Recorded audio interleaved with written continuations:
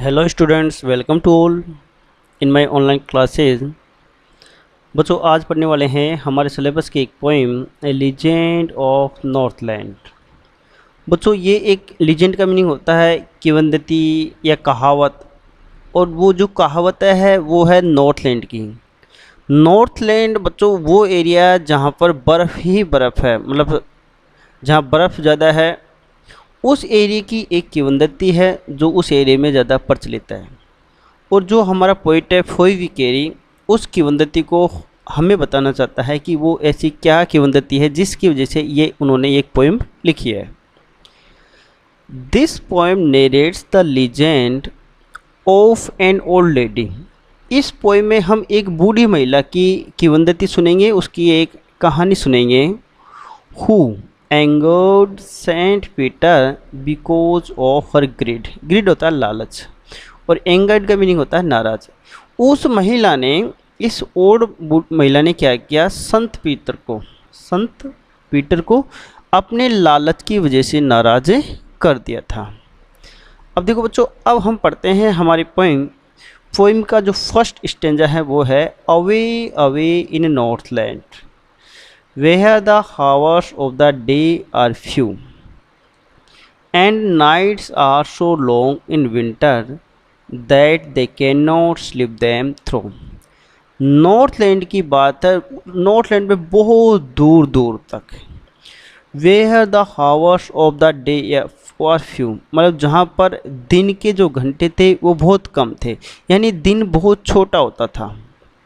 And the nights are so long in winter, और सर्दियों में, इन विंटर सर्दियों में नाइट्स रातें बहुत लंबी होती थी, इतनी लंबी होती थी दैट, कितनी, दे can not sleep them through, कि वो सारी रात सो नहीं सकते थे, क्योंकि नाइट लंबी होती थी और इंसान इतना भी नहीं सो सकता कि वो सारी रात उस लंबे समय तक सोता रहे। इसका सेकंड स्टेंजा है where they harness the swift reindeer. Where they harness, अब जो दे है यहाँ के पीपल्स के लिए है। वेयर दे हार्नेस, हार्नेस का मीनिंग होता है किसी चीज़ में जोड़ देना। The swift reindeer to the sledge. Sledge एक टाइप की गाड़ी होती है जो कि बर्फ़ पे चलती है, जहाँ पर उस एरिया के लोग रेंडियर को इस स्लेज गाड़ी में जोड़ देते थे, यानी इस गाड़ी को, स्लेज को वो रेंडियर से चलाते थे। व्हेन इट स्नो, जब बर्फ़ गिरती थी। And the children look like bears cubs in their funny furry clothes. जब बर्फ़ गिरती थी तो जो वहाँ के चिल्ड्रंस थे वो भालू के बच्चों की तरह दिखाई देते। बियर्स कप, भालू के बच्चे। इन देयर फनी फ्यूरी क्लॉथ्स, उनके जो फनी टाइप के, जो जिसमें फर लगे होते थे, वो फर लगने वाले क्लॉथ्स जब वो बच्चे पहनते थे तो वो फनी लगते थे वो बच्चे। ठीक है बच्चों, ये था अपना सेकंड स्टेंजा। नेक्स्ट जो स्टेंजा है वो है they tell them a curious story. जो हमारा पोइट है, कभी नॉर्थलैंड गया होगा तो पोइट है वो कहना चाहता है कि they tell them a curious story. I don't know, I don't believe it is true and yet you may learn a lesson if I tell the tale. तो जो पोइट वो कहना चाहता है कि दे टेल देम, और जो वहाँ के लोग थे उन बच्चों को एक क्यूरियस स्टोरी बताते थे, मतलब जो विचित्र थी। आई don't believe it is true, और मैं इस पर विश्वास नहीं करता कि ये स्टोरी ट्रू है, सत्य है। And yet you may learn a lesson if I tell the tale you, और यदि मैं आपको, टेल होती है कहानी और टेल होता है बताना, इसमें का मीनिंग हुआ बताना। यदि मैं आपको वो कहानी बता दूंगा तो you may learn a lesson, आप इससे एक लेसन सीखने को मिलेगा। तो वो लेसन क्या है जो पोइट सिखाना चाहता है अपन को, और वो स्टोरी क्या है जो हमें बताना चाहता है इस पोइम के माध्यम से। अब हमारी स्टोरी यहाँ पर स्टार्ट है इस पोइम के माध्यम से। Once when the good saint Peter lived in the world below and walked about it preaching just as he did, you know। कि एक बार की बात है, जो सेंट पीटर थे वो उस दुनिया में घूम रहे थे। किस लिए? वॉकड अबाउट प्रेचिंग, प्रेचिंग होता है उपदेश दे। वो सेंट पीटर अपने प्रेचिंग उपदेश देते हुए उस दुनिया में, उस वर्ल्ड में जहाँ बर्फ़ ज़्यादा थी नॉर्थ में, वो घूम रहे थे। Just as he did, you know, तुम तो जानते ही हो, वो ऐसा करते थे कि वो अपने उपदेश, अपने धार्मिक उपदेश देते थे।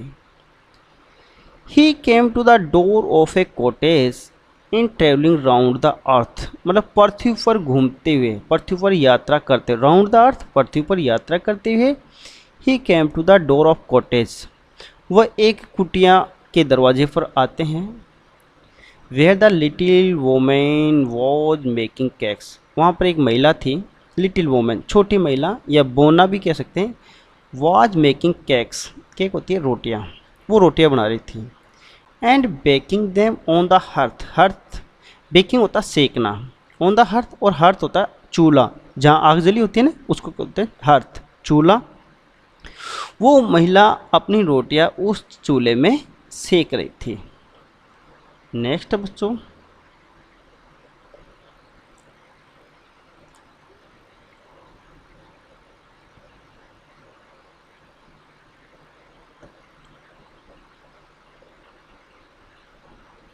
and being faint with fasting, for the day was almost done. He asked her from her stores of cakes to give him a single one.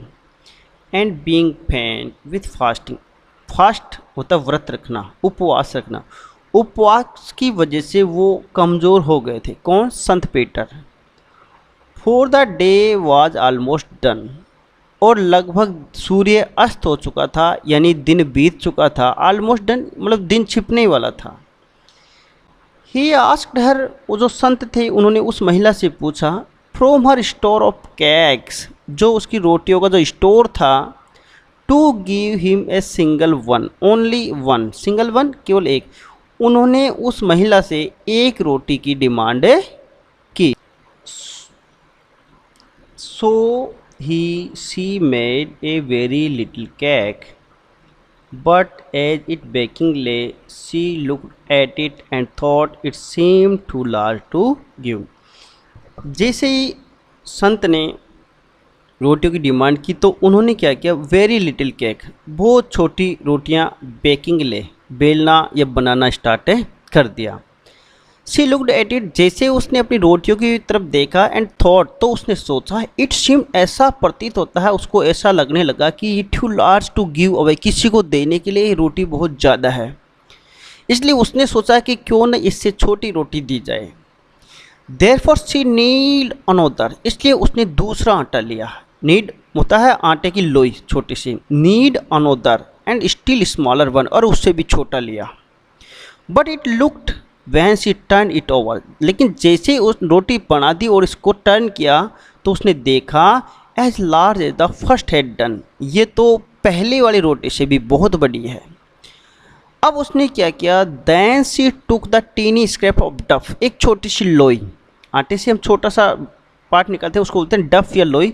एक बिल्कुल टीनी स्क्रैप, पतला सा आटा लिया, छोटा सा डफ ली, लोई ली,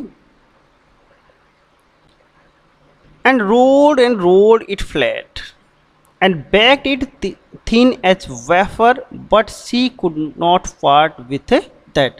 अब क्या किया उसने, बिल्कुल पतला सा डोफ ले लिया, उसके बाद में वो उसको रोल करती रही, बेलती रही, बिल्कुल फ्लैट कर दिया। And baked it thin as a wafer, wafer की तरह, बिल्कुल पन्नी की तरह उसको बिल्कुल बारीक कर दिया, पतला कर दिया।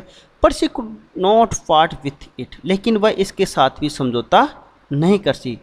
Four she said my cakes that seem too small, वो कहती कि मेरी जो रोटियां है वो इतनी स्मॉल है। When I eat of them my self, जब मैं खुद खाती हूँ तो ये रोटियां मुझे बहुत छोटी लगती है। When I eat of them myself, मैं खाती मुझे बहुत छोटी लगती है। Are ye too large to give away, और दूसरों को देने के लिए रोटियां बहुत बड़ी लगने लगी हैं। So she put them on the self, इसलिए वो बूढ़ी महिला क्या करती है, वो जो रोटी उसने बनाई थी बिल्कुल छोटी सी वेपर की तरह, उसको भी वो अपनी सेल्फ, अपनी अलमारी में रख देती है। देन गुड सेंट पीटर ग्रू एंग्री, अब क्या होता है, जो संत थे पीटर वो नाराज हो जाते हैं, एंग्री हो जाते हैं। For he was hungry and faint, क्योंकि वो बड़े बेचारे पहले से भूखे थे और फैंट कमज़ोर हो चुके थे। And surely such a women was enough to provoke a saint, और इस टाइप की महिला वाज एनफ, ये पर्याप्त था, टू प्रोवोक ए संत, एक संत को चिढ़ाने के लिए या संत को परेशान करने के लिए। मतलब जो संत थे सेंट पीटर, वो इस बात से चिढ़ जाते हैं कि इस महिला ने इतनी सारी रोटियां मेरे लिए बनाई और लास्ट में सबसे छोटी रोटी बनाई, वो भी मुझे नहीं दी, और मैंने इससे सिर्फ एक ही रोटी की डिमांड की है। एंड ही सेड, तो लास्ट में जब वो संत जो पीटर थे वो जब नाराज़ हो जाते हैं तो वो कहते हैं, यू आर फार्टफुल सेल्फिश, तुम इतनी सेल्फिश हो, to dwell in a human form, कि ह्यूमन इंसानी फॉर्म में रहने के लायक तुम्हें नहीं हो।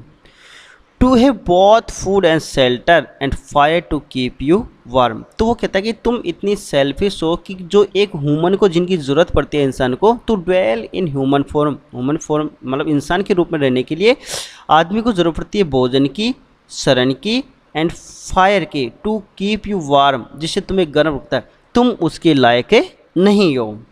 तो संत पीटर क्या करते हैं, वो कहते हैं कि तुम इंसान के रूप में रहने के लायक बिल्कुल भी नहीं हो। तो वो क्या कहते हैं, now you shall build as the bird do so, तो वो and shall get your scanty food by boring all the day in the hard dry wood. तो वो क्या करते हैं,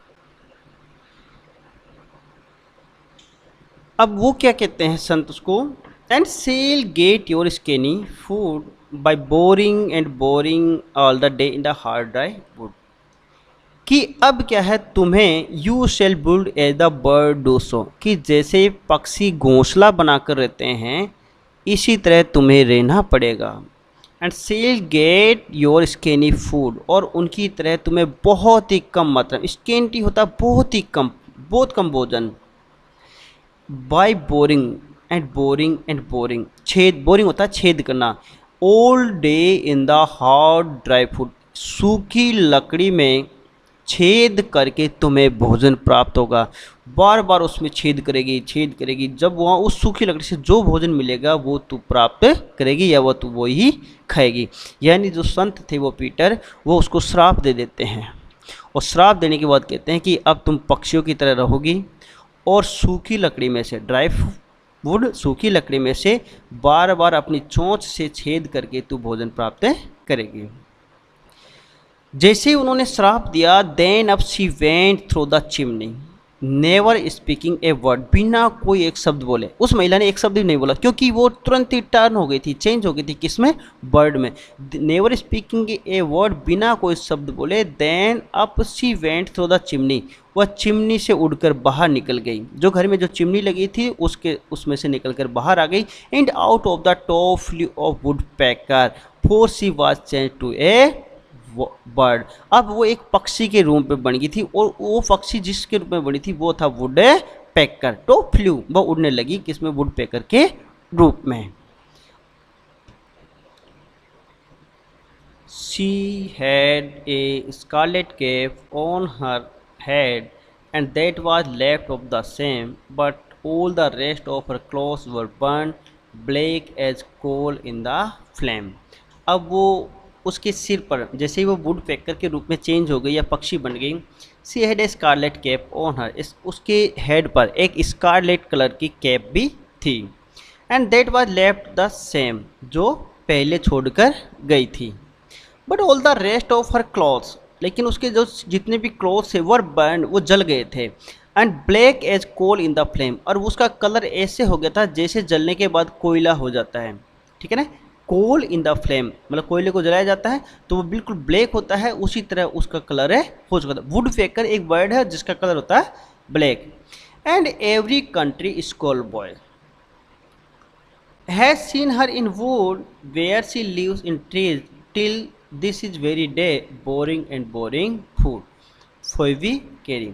उसके बाद में पोइट कहता है कि एवरी कंट्री, प्रत्येक देश में, प्रत्येक गांव में जब स्कूल बॉय, स्कूल के बच्चे वहाँ से स्कूल से जाते हैं, है seen her in the wood, वो उसको जंगल में देखते हैं। She has seen her in the wood, उस वर्ड को, उस पक्षी को या उस बूढ़ी महिला को या वुड पैकर को जंगल में देखते हैं। Where she lives in the trees, जहाँ वो पेड़ों पर रहती है। टिल दिस वेरी डे, उस समय से अब तक। और करती क्या है, boring and boring for food, अपने भोजन के लिए वो बार बार उस लकड़ी में, सूखी लकड़ी में छेद करती रहती है। ठीक है बच्चों, थैंक यू सो मच। ये अपनी पोइम थी और फोइबी कैरी इस पोइम के राइटर थे।